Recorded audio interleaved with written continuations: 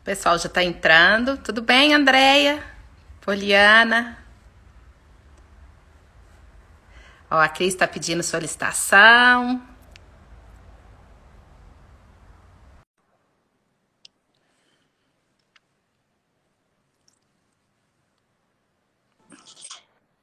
Ei, Olá, Cris. tá boa, querida? Tudo bem? Saudade. Também. Vontade de um encontro, né? Sentar para conversar. Conversar assim, sem máscara. Sem máscara. Mas não pode não, pode não. A gente tem que dar bom exemplo. Tem que dar bom exemplo. E a gente É. sabe, né, Cris, o tanto que a amizade, o tanto que esse papo assim entre mulheres, isso faz falta. E o tanto que nos rejuvenesce. Sem dúvida, sem dúvida. Nada melhor que amigas, mulheres, mulher entende mulher. A gente já falou muito disso. Sim, Cris, esse papo vai ser super legal. Vamos esperar aí. O pessoal já está entrando, várias vamos. pessoas. Eu acho que eu vou pegar meu fone de ouvido aqui, tá? Só um minutinho, Tá, vou pega deixar o então. Eu celular tô sem aqui. fone. Será que eu pego também? Ah, se você estiver ouvindo bem, mas é porque eu acho que deu uma baixadinha quando Tá, eu pus então aqui no pega lá. suporte. Pega lá. Ai, várias pessoas conhecidas. Que delícia, gente. Nós vamos ter um bate-papo legal aqui com a Cris. Quem acompanha, né, os eventos da BRH e quem acompanha já a Cris, mas quem acompanha os eventos da BRH, todos já conhecem muito a Cris, que a Cris está sempre com a gente.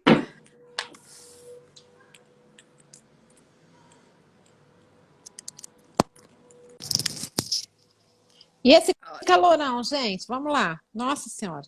tá demais. Tá. Tá.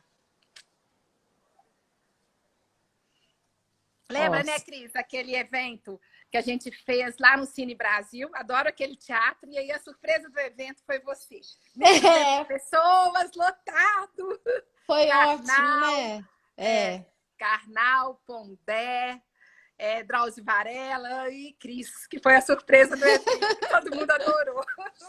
foi muito legal, foi muito legal. Saudade daquele dia, foi muito Saudade, legal. teatro lotado, 1.200 pessoas. Saudade de um palco, né, minha filha? Pois é. É, acho que tão cedo a gente não vai ter esse tipo de evento, né? Acho que, ou então não, ou então a gente vai aprender a fazer dentro dos protocolos, né? Mas acho que a gente precisa ter alguns aprendizados de convivência em sociedade, porque eu acho que a gente ainda vai usar máscara por um bom tempo, né? Mesmo com a vacina. É uma nova conduta, né? Até Isso. porque, se você usa máscara, como os orientais já costumavam usar, né? A gente evita resfriados, então a gente está se protegendo de outras formas, né? A gente sempre via eles viajando de máscara e ficava achando assim que era demais. E agora eu acho que É, a gente vai ter que adotar essas medidas para sempre. a gente tem que aprender com eles, né? Porque eles É, têm muito a nos ensinar. Gente, é. tem um sol entrando aqui, vou mudar de lugar, vamos ver se melhora. Pronto, o sol está me perseguindo aqui na minha sala. É o brilho, delícia. Mas vamos lá, olha, 5 horas. Já temos várias pessoas aí. Sim, muito Cris, prestigiado. super prestigiado. Olha, ter você sempre é super bacana. Aí a gente tem várias pessoas aí da BRH que sempre acompanham. E a gente está aqui para falar, né, sobre etarismo. Aquele vídeo seu bombou. Não, a É, última vez que eu vi tinha mais de 500 mil visualizações. Que loucura. Acho que já deve é uma estar uns loucura. 800 mil. Acho que nem É, você esperava. não, eu não esperava de jeito nenhum. Eu achava que, assim, eu achava que ia ter uma adesão, achava que poderia ter uma discussão em torno e tal. Mas eu acho que, na verdade, tem para mim, a maior explicação, né, assim, a mais forte de todas, é que eu acho que é uma dor que estava machucando muita gente e sobre a qual a gente não falava muito. Não que o etarismo não fosse falado, eu acho até que ele tem sido falado. Existem pessoas no LinkedIn que estão falando, ó, meu gato, olha o meu gato. Ele tá assim, espreguiçando aqui na. O gato é isso, né? Ele é o dono da casa. É. Mas eu acho Então, que isso que já. é gostoso. Olha, e tem gente É. de tanto lugar. Olha, o Marcelo Miranda está aí da Espanha, o Pedro está em Portugal, tem gente em vários lugares do mundo. Olha, a Vanessa está na China, então olha que legal, a gente tem aí. Sensacional, sensacional. Eu acho que as pessoas já estavam com essa dor, mas elas não tinham nome para essa dor. Talvez a palavra etarismo não tenha chegado a tantas pessoas, né? E ela chegou a mim há pouco tempo também, ela é uma novidade. Então, assim, Hã? Paris! Paris, olha que delícia! Então, eu acho que foi legal porque as pessoas encontraram uma fala que talvez estivesse nelas há bastante tempo, mas elas não sabiam dar nome. Olha como é que é importante você dar nome para as coisas, né? Para você saber combatê-las, né? Aí eu falei que é um novo preconceito que foi lançado no mercado, né? Assim, porque agora é um nome diferente. Assim. Mas eu conheci o etarismo no ano passado, esse conceito de etarismo. Gente, esse gato é muito, muito atrevido. E mais um ismo aí. É o machismo, é o etarismo. É o racismo. É o racismo. É o capacitismo. E eu acho que a gente tem que ver o tanto que a cultura, que a sociedade, que a gente vai aceitando isso tudo, porque não era para ser assim. Eu acho que a gente tem medo de envelhecer, a gente tem, sofrido, igual a gente estava falando aqui antes de começar, o medo que a gente está do Covid, pega Covid, tem vacina, não tem em 1 ano, é 2, essa confusão. Mas a gente tem que ver que não dá para esse medo paralisar e a gente ficar em função desse medo. E a gente tem que dar graças a Deus. Se a gente não quer morrer novo, graças a Deus a gente está envelhecendo. E como que a gente pode administrar isso? Envelhecer com dignidade. Minha mãe sempre fala assim, a gente tem que aprender a envelhecer com dignidade. E acho que com alegria, né? Eu publiquei um vídeo nas minhas redes que me mandaram, eu já tinha visto ele há mais tempo, e falei, nossa, eu acho que eu preciso publicar sobre isso. É de um jornalista e escritor que escreveu recentemente um livro sobre o envelhecimento, o nome dele é Carl Honoré, e eu acho que ele é holandês, ou sei lá, já me tô confundindo aqui a nacionalidade dele. Super simpático. E ele tem 50 e poucos. E aí ele estava citando que já existem algumas pesquisas dizendo que quando você não aceita o envelhecimento, o seu envelhecimento, você tem uma qualidade de vida pior durante o envelhecimento. Ou seja, quando você... E aí eu não estou falando de fazer procedimento estético, não é isso. Tem a ver com a maneira com que você encara isso... Se você encara isso com o espírito tranquilo e leve, né? Você pode continuar pintando o cabelo, não é isso. Não é porque você tem que assumir o cabelo branco, não é isso. É você entender que sim, existem vários recursos que estão à sua disposição, mas não para negar o envelhecimento, porque o negar o envelhecimento é que é uma questão muito complicada. E esse ano foi engraçado, em 2020, porque eu completei 50 anos e eu tive uma questão de saúde que me abalou um pouco, né? Eu tive uma perda auditiva, até contei nas minhas redes e tal. Estou aqui conversando com você, eu recuperei um pouco da minha audição, mas hoje eu tenho um zumbido constante. Achei que eu fosse morrer, né? E aí falei, nossa, eu tô realmente, agora eu envelheci, né? E de fato é isso, acho que tem um lado que é assim, você não tem mais 40 anos, né? Você tem 50, você não tem mais 49, mas... À medida que você acostuma que essa é uma nova realidade, isso também pode ficar divertido, leve, não precisa ser um drama, né? Hoje eu estava andando na rua com meu namorado e falei assim, você pode ficar à minha esquerda, porque do lado direito eu sou surda? No final, gente, acabou, entendeu? É isso, vamos viver a vida sem chorar, né? E olha que bom também, com 50 anos, ouvir o que quiser, porque aí a escuta fica mais seletiva, isso é ótimo. Isso a leitura corporal fala disso, e vou te falar, para dormir é maravilhoso, porque eu deito em cima do ouvido esquerdo e o mundo dá uma meia silenciada, maravilhoso, é ótimo. Mas eu acho que a gente tem que levar isso com bom humor, não significa... E aí eu acho, né, porque vou te deixar falar, porque eu tô falando pra caramba, mas é só para completar. O vídeo foi chamando atenção para um vídeo de humor do Porta dos Fundos, que falava não sobre o envelhecimento, mas citava uma mulher de 57 anos, que seria a mãe do personagem do Fábio Porchat, Mas ali ela estava de uma maneira muito pejorativa, né? O tempo todo a idade dela era reforçada, a falta de discernimento dela, de não poder ficar sozinha, tudo bem, tá exagerado. A intenção não foi essa. Mas essa piada não daria para ser feita com um cadeirante, com uma pessoa negra, com uma pessoa de orientação sexual diferente, né? Assim, um homossexual. Imagina se ele fizesse. Exatamente. Então não dá para passar. É porque, na verdade, ninguém prestou atenção. Esse preconceito, ele estava oculto, né? E acho que agora ele apareceu. Então, fico feliz que, no final das contas, a gente tenha colocado ele aí na roda para a gente falar sobre ele, né? É.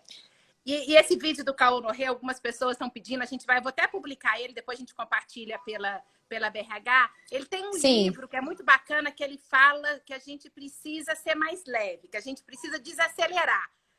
Que a gente sim, tempo, sim. né? Que é super bacana e que eu acho que tem... Eu não li esse livro, tô louca para ler esse livro. É super legal. Tem uma TED dele também. E que eu vou ver a TED para ficar mais fácil.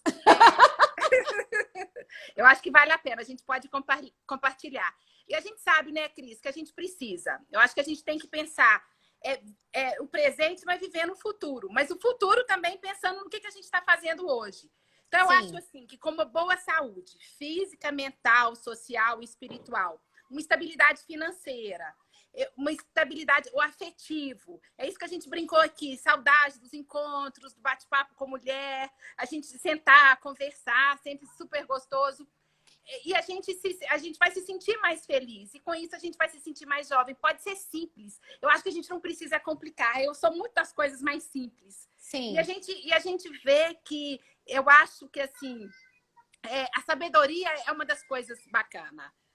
Que a sabedoria que a gente traz e o que a gente faz, assim, o que é essencial para a gente e o que a gente pode deixar de lado e que pronto. A gente para um pouco de tanta picuinha e eu acho que a gente sofre muito quando a gente é jovem com tanta picuinha e a gente vai deixando as coisas mais leves, simples. Você sente isso? Sinto. Acho que a juventude também ela traz um radicalismo, uma convicção muito forte, às vezes, das coisas, forte demais, e um enrijecimento em determinadas crenças que talvez seja muito complicado. Eu tenho uma frase meio cruel que fala que a juventude é uma doença que o tempo cura. Porque sim, eu acho que a juventude traz algumas miopias que o tempo cura. Aqui nossa conversa está sendo chamada como uma né, está sendo chamada de uma miopia chamada etarismo. Acho que a gente precisa falar sobre isso. Mas essa questão quando a pessoa é mais jovem, quando a gente é mais jovem, a gente tem crenças assim muito apaixonadas, muito, ai gente, como é que a gente muito passionais mesmo, né? A gente levanta algumas bandeiras e às vezes tem dificuldade de ouvir o outro, né? Mas eu queria chamar atenção para uma coisa que você falou, que às vezes a gente fala, mas que eu acredito que a gente precisa combater. Eu acho que a gente não precisa se sentir mais jovem. Acho que a gente precisa trocar essa palavra por a gente precisa se sentir melhor, com mais vitalidade. Mas a gente precisa tirar essa dualidade entre o jovem e o velho, como se o jovem fosse bom e o velho fosse ruim, né? Eu acho que o jovem e o velho é só uma questão de tempo. Nas culturas ocidentais, na cultura indígena, a gente tem a valorização do sábio mais velho, da bruxa mais velha, né? Assim, a gente vê isso em várias histórias. Então, a gente precisa olhar para o mais velho com respeito pela sabedoria dele, com respeito pelo tempo de vida, que é algo que a vida não tem coisa que só o tempo traz, né? E eu acho que quando a gente fala de juventude, né, em lugar de falar de vitalidade, de saúde, a gente está botando valor na coisa errada. Então, a gente precisa se educar, né? Em vez de a gente falar, mas você está com 50 anos, mas você está muito jovem, você parece 45. Ok, ótimo, acho uma delícia parecer 45, né? Se alguém falar isso. Mas eu acho que a gente precisa trazer, tirar esse peso do velho e mostrar que velho e jovem são características, assim como gordo e magro, né? Sem dar o juízo de valor para isso, entende? E que independe, a vitalidade, a vontade de viver, você ter um propósito de vida, um projeto de vida, isso independe da idade. E eu acho que se a gente vai sempre buscando isso, um novo projeto, um novo propósito, a gente vai construindo essa alma jovem, quando jovem, depois que a gente tiver certa idade. Eu acho que não tem nada a ver com a idade. Eu acho que não dá pra gente rotular jovem, velho, cor. Eu acho leve aí no lugar, mais leve, mais vivo, né? Talvez seja uma chatice agora, mas talvez no futuro isso faça algum sentido. Porque é uma coisa que eu queria te perguntar com a sua experiência, né? Pelo que eu vejo, eu tenho algumas informações, mas você está mais dentro das empresas. Como é que é essa questão de contratação hoje em dia? Você vê aí um limite de idade? Você vê isso claramente? A gente precisa batalhar muito isso? Olha, para todos os tipos que a gente tem, que a gente está buscando muito mais a diversidade, existe. Não posso falar que não existe. E eu quero levantar essa bandeira, eu quero levantar essa bandeira junto com você. Eu acho que a gente tem, sim, um certo preconceito. Algumas empresas têm até algumas regras de compliance, Cris, que a pessoa não pode trabalhar depois de 65 anos. Gente, 65 anos é um auge. A pessoa está ali no auge da criatividade. Eu acho isso assim. Então, eu acho que aposentar com 65 anos é uma bobagem. Eu acho que a pessoa está no auge. Então, acho que assim, eu acho que a empresa tem sempre que pensar na diversidade. É diversidade de pensamento, é diversidade de raça, de nacionalidade. Olha o que o Covid trouxe pra gente, que coisa bacana. A gente consegue, eu vejo várias empresas contratando pessoas agora no mundo inteiro. Então, assim, é fácil. A gente, dependendo do tipo de trabalho, a gente pode trabalhar em qualquer lugar. Os limites caíram, a gente veio para um novo mundo, né? Os imóveis não vão ser mais tão ocupados pelas empresas, porque uma boa parte das pessoas está em casa, e essa é a nova realidade, acabou, né? Acabou. E eu acho que a gente tem que valorizar a experiência, esse vigor que a gente está falando, dessa energia, a maturidade, e que a pessoa está sempre se atualizando. Isso vai depender de cada um. Tem pessoas, eu acho que é esse tal do protagonismo que a gente fala, né? Tem pessoas que estão ali sempre buscando coisas novas, sejam 50, 60, 70, se reinventando, fazendo coisas novas, diferentes. Então, quando tem esse protagonismo, esse desejo, fica tudo mais leve. E ele vai ter uma entrega tão qual uma pessoa mais nova. E eu acho que essa composição da equipe que é muito bacana. Tem que ser bonito falar, mas é difícil, sabe? Eu acho que tem. Mas é essa tal da intergeracionalidade. Assim como eu acho muito legal conviver com gente jovem, com gente mais velha que eu, mais jovem que eu, da mesma idade. Ou seja, ter gente essa diversidade. Que pensa diferente, que faz coisas diferentes, que tem vivências diferentes, que já sofreu coisas diferentes. Porque eu até convido as pessoas a olhar aqui, tem uma live que eu publiquei com o Wesley Barbosa, que ele é um neurocientista, ele já trabalhou no MIT, já trabalhou no Facebook, a gente se conheceu palestrando juntos num evento aqui em Belo Horizonte, o FOMS, que foi um evento muito legal, ficamos amigos, e eu agora estou até fazendo um curso dele bem interessante, porque é um curso bem legal, chama Escola de Carreiras. E ele fala umas coisas sobre a neurociência, ele, na verdade, quis fazer a live comigo assim, ele viu meu vídeo num sábado, falou, você tem 20 minutos? Aí nós fizemos uma live em cima da hora. Ele estava acabando de comer, muita gente ficou incomodada. Falei, gente, a gente tem que se abrir para o novo mundo. Ele estava voltando da corrida, ele fez a live quando eu pude, ele estava comendo uma fruta que tinha acabado de correr e não importa, assim. A gente conversou coisas muito interessantes ali. E aí ele falou uns dados da neurociência sobre a neuroplasticidade cerebral, o quanto as novas experiências, as vivências e coisas que só o tempo traz fazem o nosso cérebro literalmente mudar, se transformar, né? E eu me vi muito nesse exemplo dele, porque a minha história de transformação de carreira se deu quando eu estava com 37 anos, comecei um blog para o meu filho diante de um acontecimento difícil na minha vida pessoal. De uma perda, né? Junto com a vinda do meu filho, fiquei sozinha para criar o meu filho, e foi justamente nesse momento, depois, usando os blogs para desabafar, meus 2 blogs, um de moda e um de cartas para o meu filho, aí eu descobri a escrita, aí eu virei colunista, aí eu virei palestrante. Toda essa transformação eu jamais teria imaginado. Olha como a diversidade que a pessoa passa na vida traz para ela tantos novos paradigmas. Ou seja, pessoas muito vividas, que já viveram, a pessoa que já teve um câncer, que já viveu um câncer, imagina o quanto ela pode contribuir, por exemplo, dentro de uma empresa, quem já enfrentou uma grande doença, quem tem um filho deficiente, ou quem tem portador de deficiência, ou pessoa com deficiência, né, PCD, quem tá experimentado na vida, né? A gente falou sobre diversidade no Conexões Humanas, né? Eu lembro que você fez a sua abertura falando sobre isso, sobre a questão do quanto as empresas que têm pessoas mais diversas têm mais empatia, conseguem conquistar mais públicos, Todas as entender mais seu pesquisas público. mostram isso e melhores resultados. Imagina quando essa diversidade for completa e a gente considerar também a questão da idade que estava esquecida numa gaveta e começou a ser tocada agora, porque até outro dia não tinha nome, né? Cris disse que a gente tem 3 certezas na vida.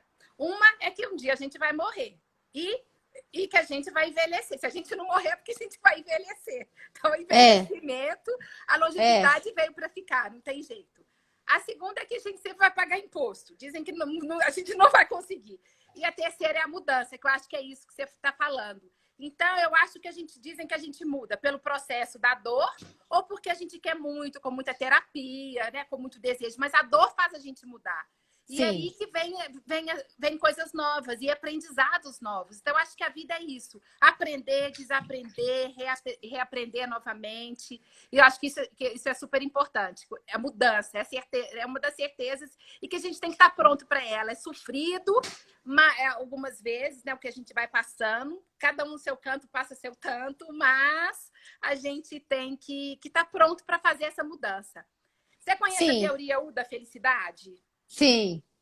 E fala muito disso, da idade, né? Que a gente é mais feliz na infância, que aqui embaixo, no U, quando a gente é mais infeliz, é entre os 40, 45 e 55. 45, E depois que a gente é mais feliz, depois que a gente vai ficando mais velho.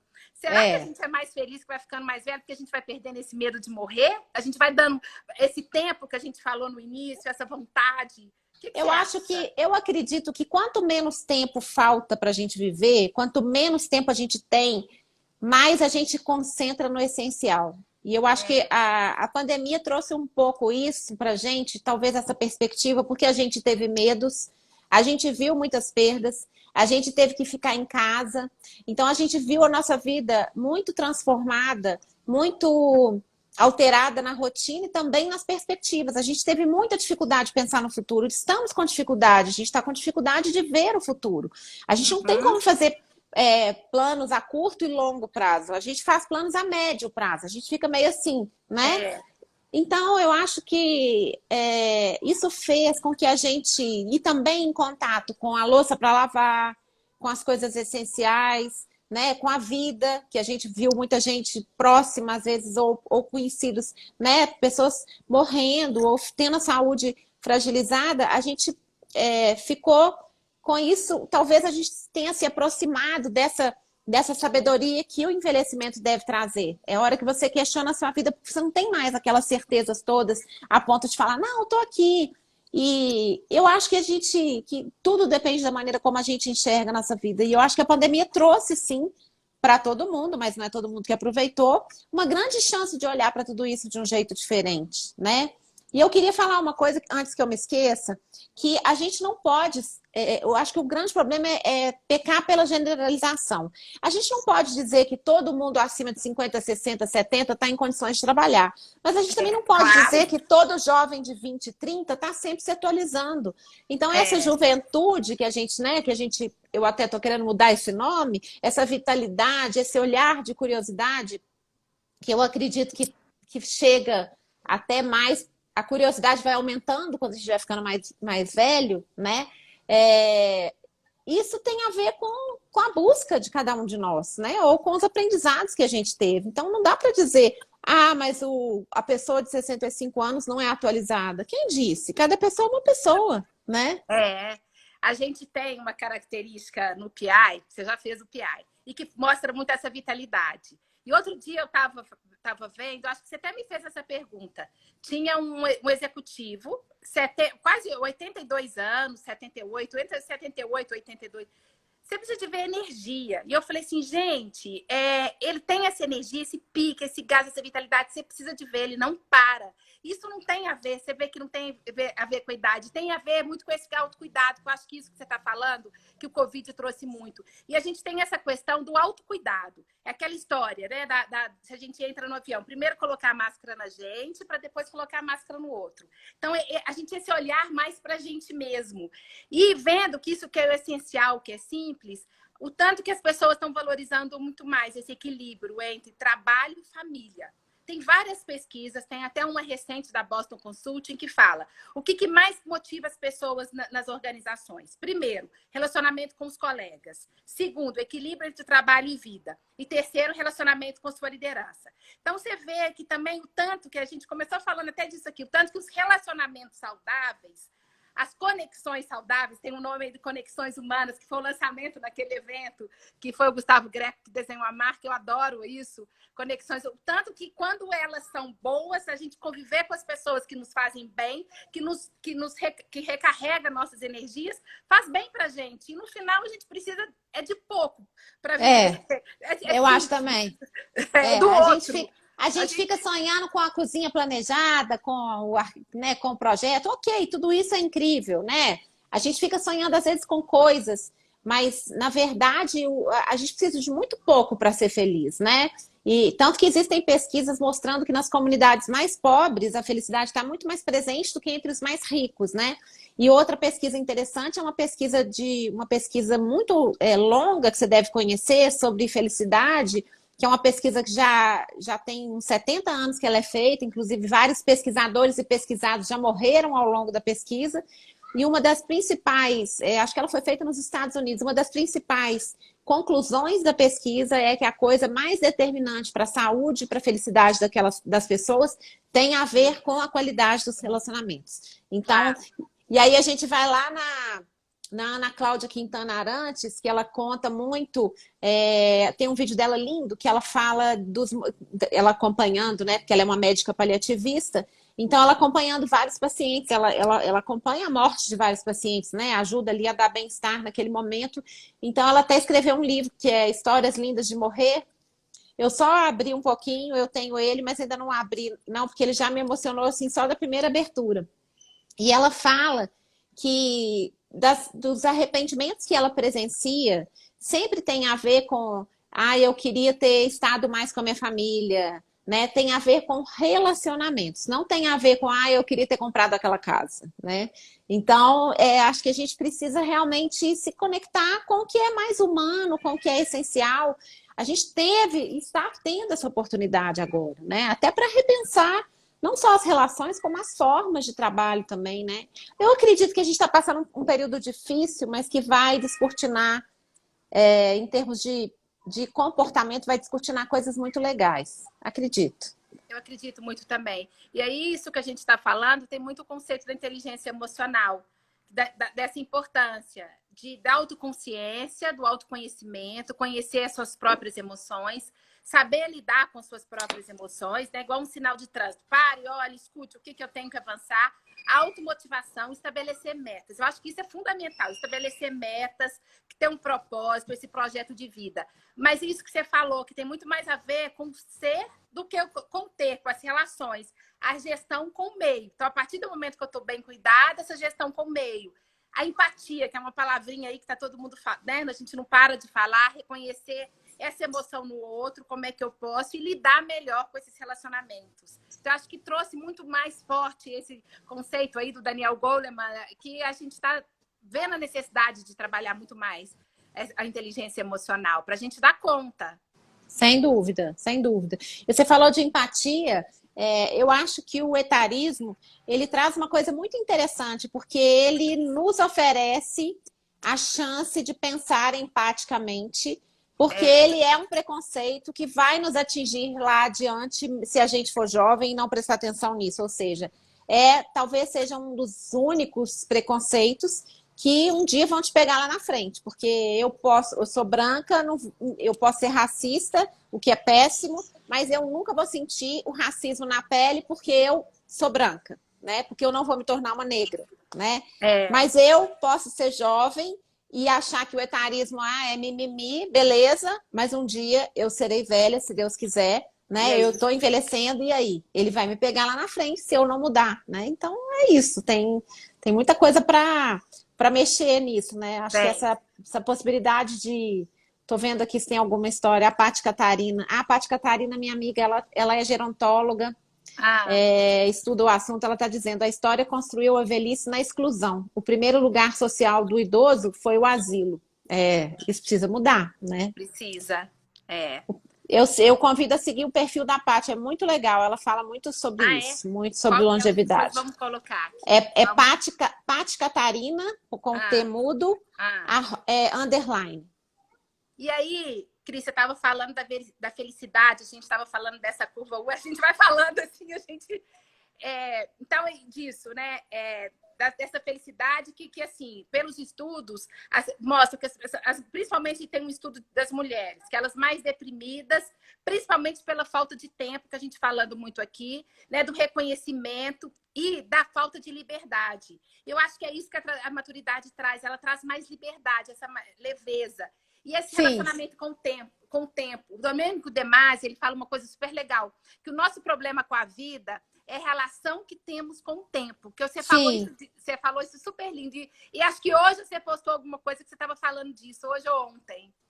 Não, eu postei hoje uma crônica minha do Procurava o Amor, o Jardim de Cactos, sobre um senhor de 93 anos que ficou noivo aos 93. Ficou noivo com uma de 50 anos. E o tempo para ele era tão assim que ele queria. Eu achei lindo. Tem uma parte ali, nossa, a gente vai publicar depois aqui pela BRH. A gente podia já mandar, porque eu achei lindo. Eu te mando.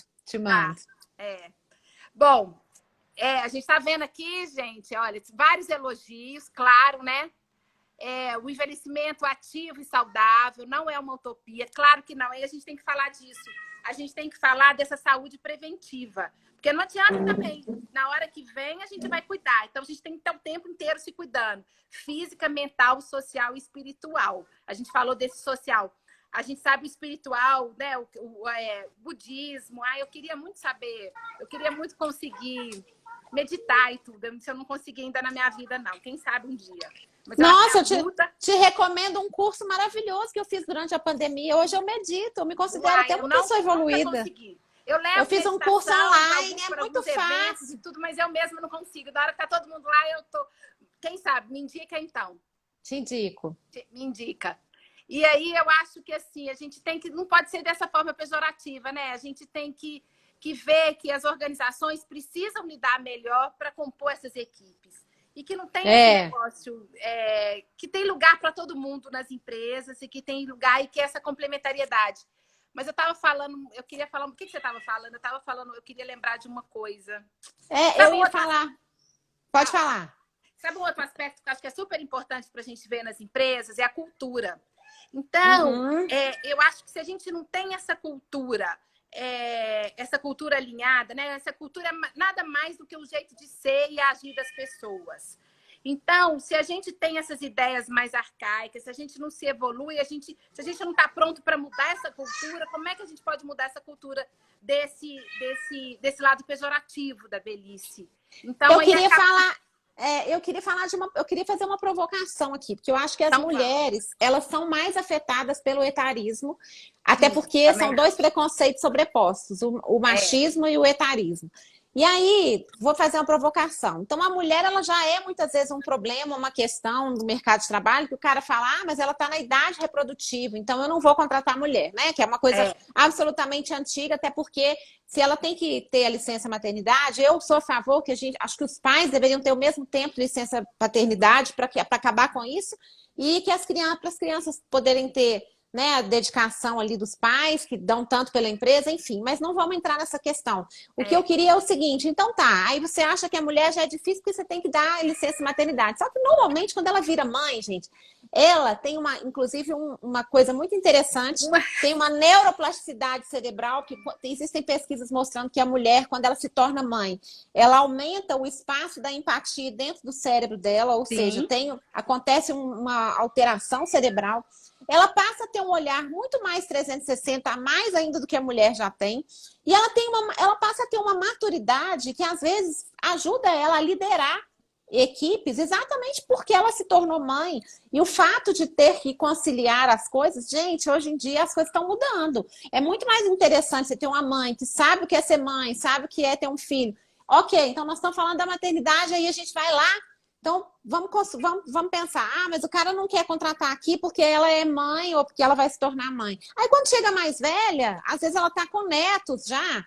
Não, mas você não quer contratar também. Então, quer dizer, qual que é a lógica? A lógica disso é uma só, machismo estrutural, né? Isso. Que talvez seja um grande medo dos homens, mas assim, sei lá, não vou nem explicar a razão, mas eu acho que a gente precisa de ambientes cada vez mais femininos, porque a sensibilidade feminina faz bem ao ambiente de trabalho, né? Assim como o ambiente de trabalho já é muito dominado pelos homens, vão promover o diálogo, vão fazer ambientes coloridos. Eu acho que as empresas têm que ser coloridas em todos os aspectos, né?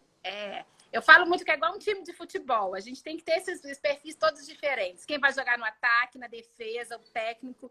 É isso tudo que a gente tem que ter diferente. E é isso que a gente precisa nas organizações. E eu acho que isso que você estava falando, eu acho que a mulher sofre mais. Porque vem o cabelo branco, a gente fica mais assim, a gente envelhece, é ruga.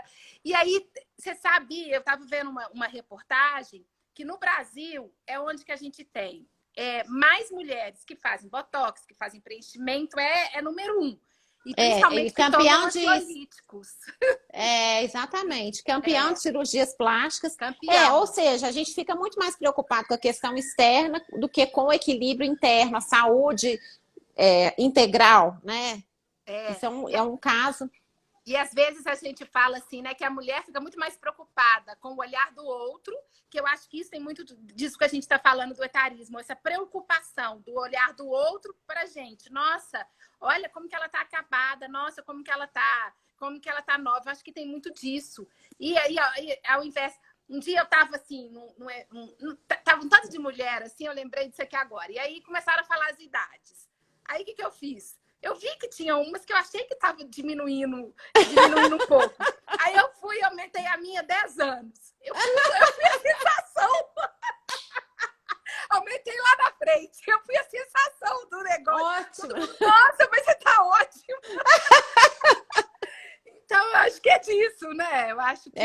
E eu acho que a idade, eu acho que isso que você falou também. Aí você vai falando as coisas, eu tinha que estar anotando. Traz a liberdade. Não, mas a gente vai ter tudo isso aqui, de novo, para assistir. Que não tem certo e errado. Quem quiser fazer botox, faz. Quem quiser fazer preenchimento, faz o que quiser. Não tem certo ou errado. Depende da pessoa estar convivendo bem com aquilo. Então, é essa liberdade também de querer fazer o que quer, menos se a gente vai sair do padrão, não é para cair no outro padrão. Então isso, vamos nos libertar dos padrões, né?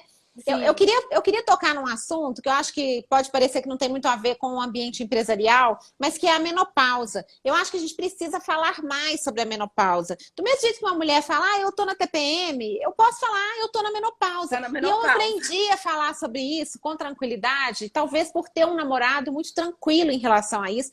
Ele é 3 anos mais novo que eu, mas é uma pessoa que enxerga a naturalidade das coisas com muita... Ele é muito receptivo a tudo que é natural. Ele me incentivou a deixar o cabelo branco. E foi muito legal. Eu experimentei, gostei, tô gostando até agora, acho uma delícia. Pode ser que um dia eu volte, pode ser que não, mas eu adoro meu cabelo branco. E eu quero exatamente transmutar esse conceito. O cabelo branco pode ser sexy, pode ser elegante, pode ser charmoso, sabe? Eu quero, se precisar, vou posar de lingerie com o cabelo branco, porque eu tenho direito de tudo isso, tenho direito a tudo isso. Vou usar a mini saia de cabelo branco. Não para ser ridículo ou para ser subversiva ou disruptiva. Não, é porque eu me sinto bem assim, né? Eu acho que a gente precisa quebrar esses padrões. E eu acho que a menopausa, quando eu comecei com os primeiros sinais de menopausa, eu tinha 46, 47. E eu fiquei muito deprimida, porque eu acho que eu entrei muito naquela coisa assim, não sou mais fértil, como se a gente perdesse a nossa... utilidade, né? Eu acho que é isso. A gente fica muito com essa coisa assim, mas, né? Agora eu não posso mais ter filhos. Primeiro, é preciso lembrar que o homem também passa pela andropausa, mas a gente não fala sobre isso, né? E muitas vezes o homem sofre calado em relação a isso.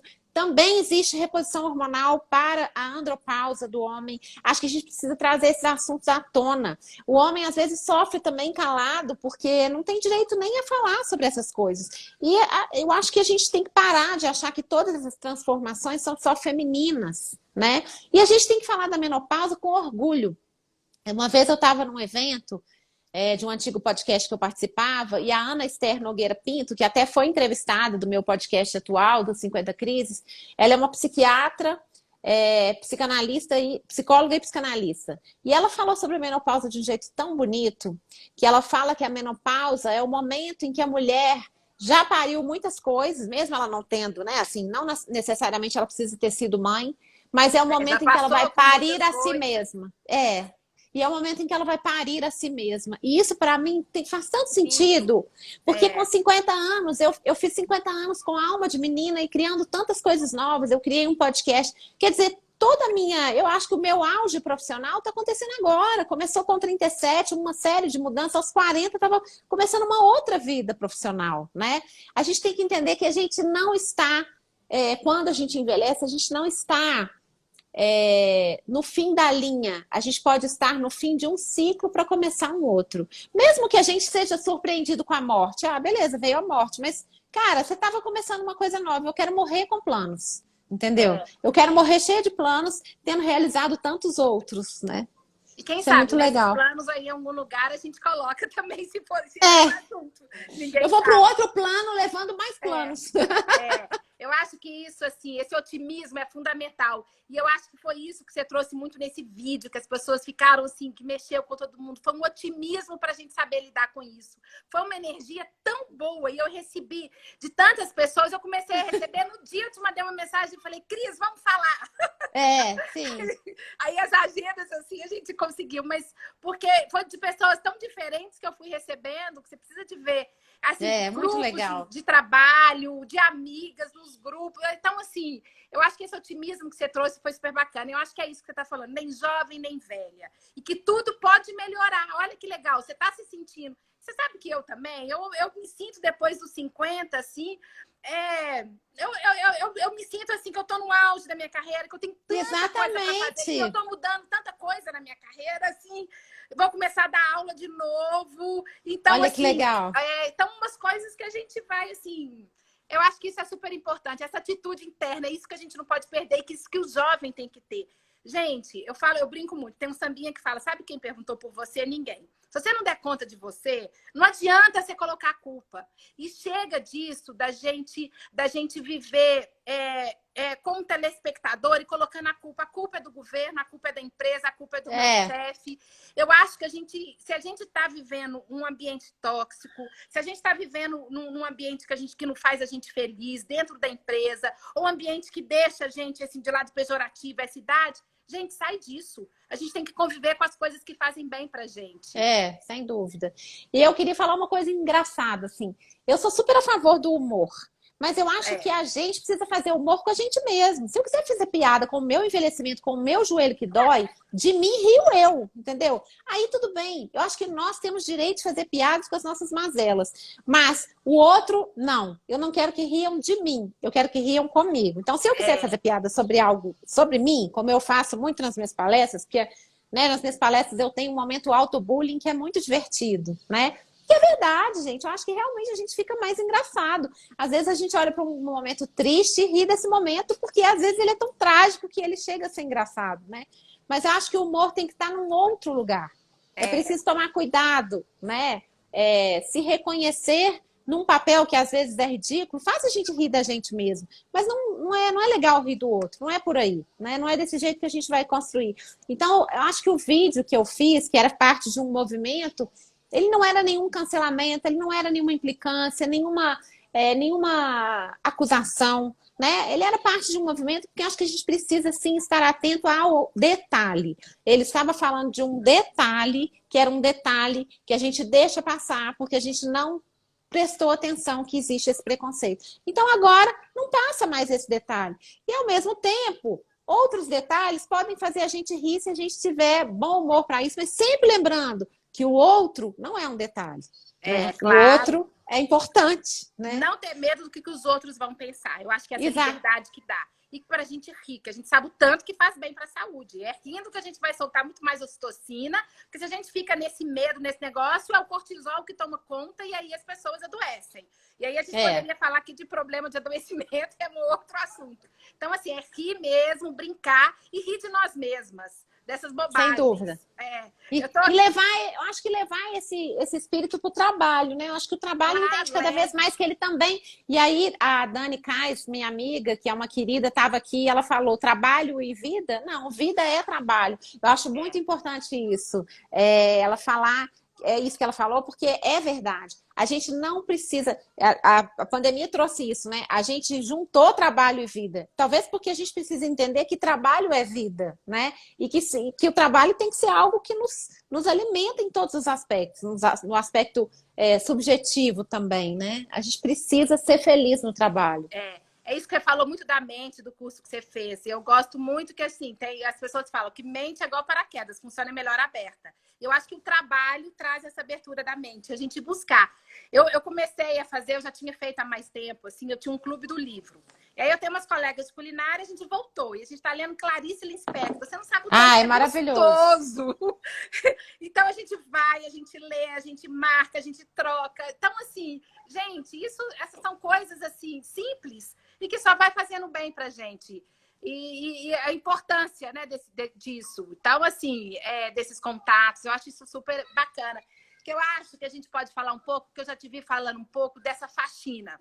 E essa faxina também, assim, a gente tem que fazer essa faxina em casa, igual você falou, a gente, né, cuidando mais lá das louças, vendo tudo que tá sujo, quer limpar isso, quer aquilo. Mas essa faxina espiritual também, a gente jogar tudo aquilo fora que não tá fazendo bem. E para que a gente vai ficar com isso? É saber dizer não. Eu acho que a maturidade, eu acho que talvez ensina a gente mais a falar não. Isso é fundamental, porque a gente acha que falar sim é fundamental para a gente conquistar as coisas, porque a gente não pode ficar mal visto. Mas tem um momento que você fala tanto sim para o outro que você está falando vários nãos para você. Sim. Então, hoje em dia, eu falo isso assim.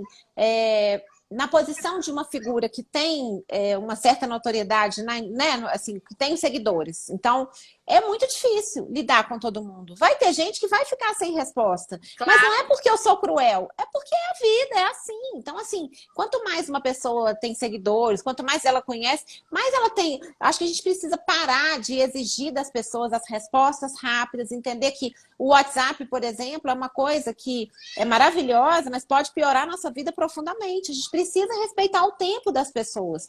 E isso que a gente falou de trabalho e vida, é necessário a gente entender que para a gente ser feliz no trabalho, a gente precisa separar o momento da vida pessoal do momento do trabalho, porque senão mistura tudo e fica um caos, né?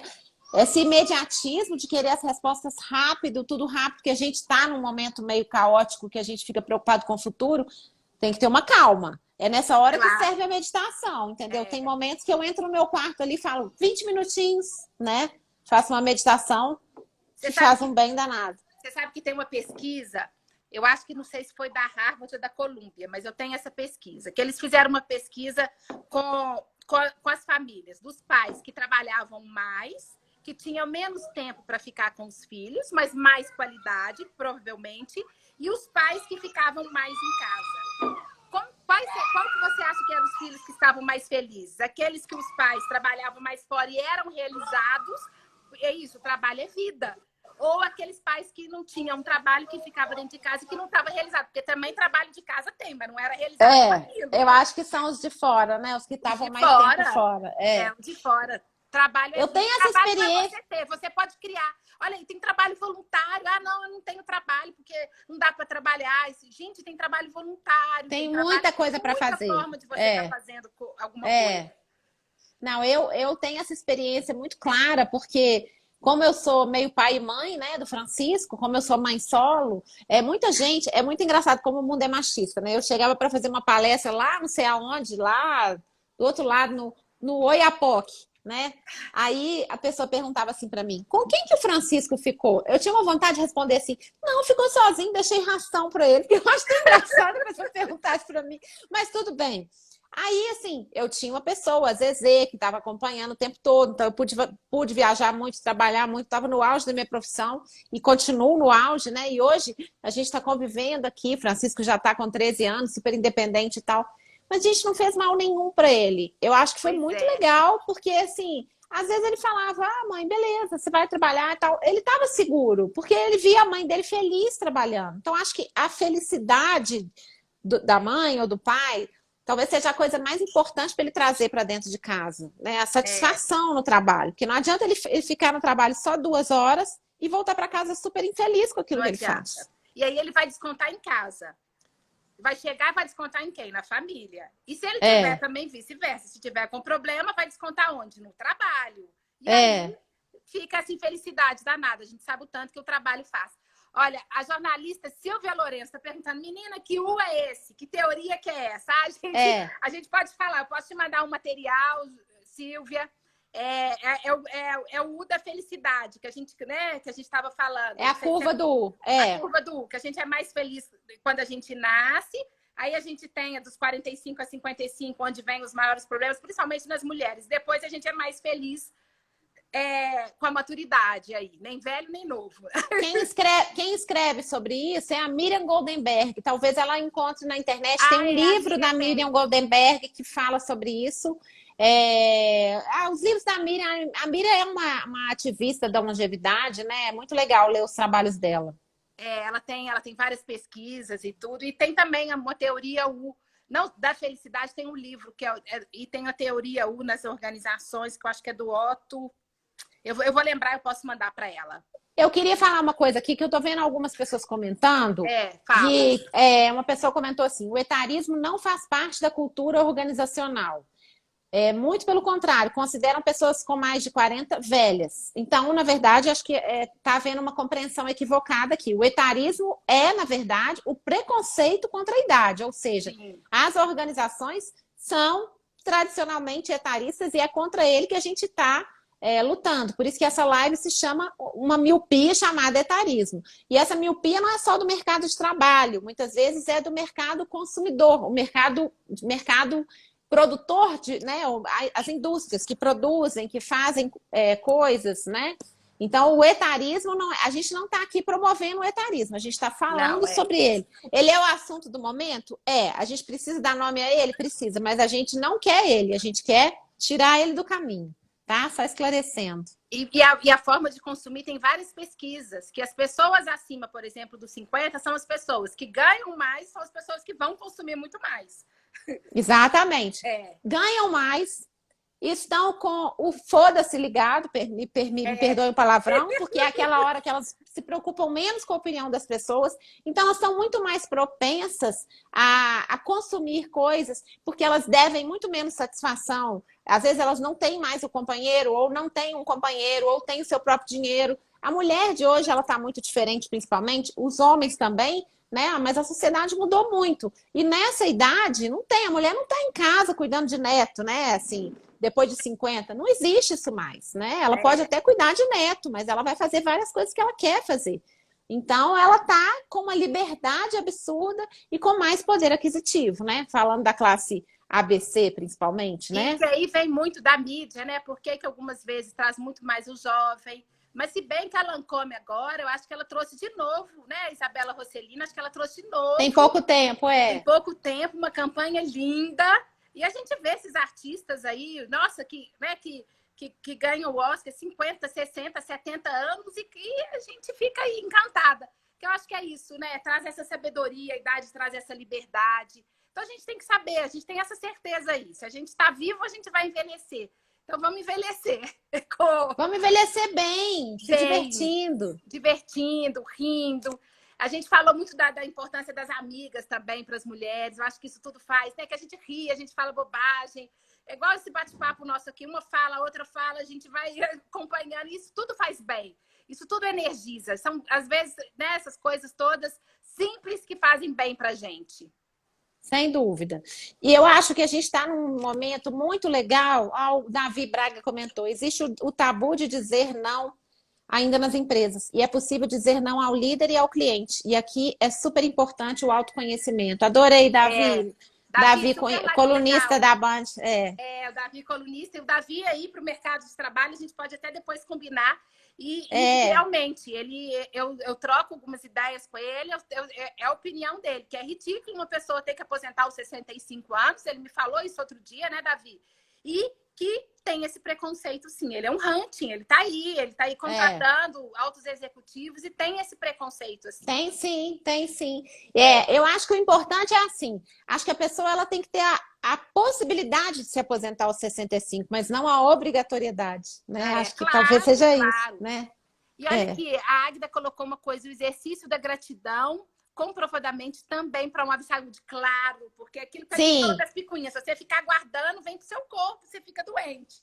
Gratidão. E isso é comprovado por pesquisa, né? Existem estudos sobre a felicidade.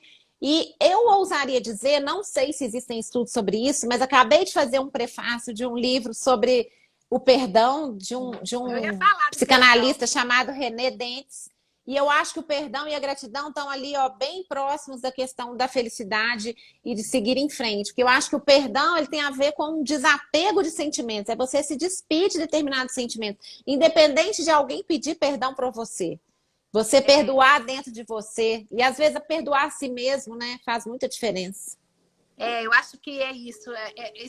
E dizer que tem certas coisas que a gente não fez, a gente ser honesto o suficiente, né? Tem uns livros aí da Brené Brown que são ótimos, O Poder da Vulnerabilidade e tudo, e que falam, olha, você tem que falar daquilo que você não sabe, daquilo que te fez mal. Eu acho que as empresas estão buscando muito isso, né? Que essa segurança psicológica, que o Covid veio muito. E a gente vê que as pessoas, a gente já falou dos relacionamentos e tudo, as pessoas que são mais felizes, é onde elas têm um ambiente, essa segurança, onde elas possam ser a sua melhor versão. Dentro da organização, dentro daquela equipe, né? Com os amigos, com a família, e que é aceito com as suas dificuldades, com os seus erros, do jeito que ela é. Sendo a melhor versão, eu acho que é isso que a gente tem. Eu acho que se engana, sabe? Quem pensa que a velhice é um processo marcado só por perdas. Não, a gente olha o tanto de ganho. Vamos falar das coisas e também ficar.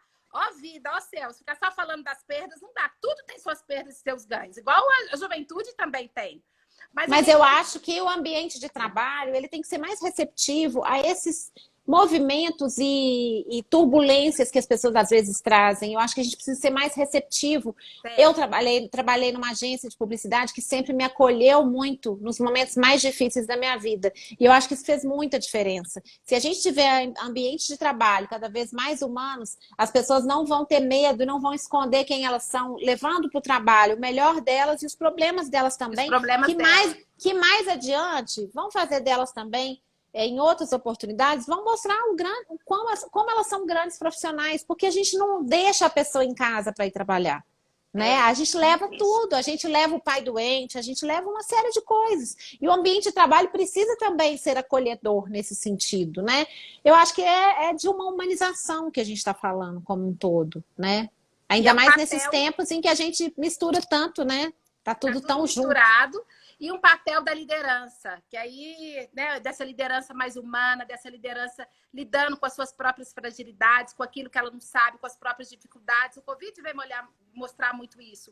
E esse cuidado, acho que é uma palavra que a gente tem falado tanto nas empresas, assim, cuidado, né? Porque não é mimimi, por que não falar de amor nas empresas? Eu acho que, por que não falar desse cuidado, desse amor? A gente precisa. Porque se a gente não estiver feliz onde que a gente está, a gente vai descontar ela na família. Se não tiver... Gente, é igual o computador. É igual o computador. Não tem que ter ar-condicionado para o computador da empresa se manter. A gente tem que ter cuidado para a gente se manter lá. É isso, ser bem cuidado. Ó, tem que salvar aí, tem que despedir para você salvar.